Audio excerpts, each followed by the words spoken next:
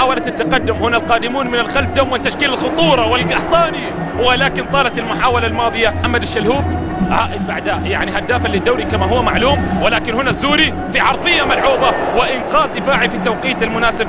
عادت إلى الخطير أحمد خليل، كرة بينية في الأمام والانطلاقة والتقدم والتسديدة، وتم الرد مباشرة من جانب الأهلي والذي ساهم في إنشاء النادي الأهلي. هنا القحطاني يحاول تمريرة بينية المحيانة، ولكن ما عرفت المحاولة، مرت بردا وسلاما. المحاولة الماضية قد بدأت ب4 مرات متتالية، واجهت مصاعب سياسية توقفت ل14 عام. هنا محاولة في الأمام، يا سلام، لقطة المباراة حتى الآن من أجمل ما يكون في المحاولة الماضية. الانطلاقة رادوي يحاول التقدم، مر بشكل جميل رادوي، العرضية ملعوبة والرأسية، ولكن مرت بأمان بجوار القائم.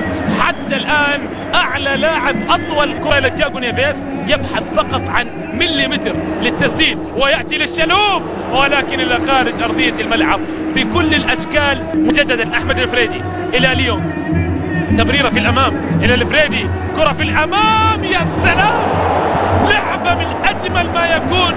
هي جولة الأهداف الجميلة، ويحاول الفريدي أن يكون أحد صناع الفن في هذه المباراة. جب في اللقطة الماضية جعل الكل ينظر إلى الأعلى.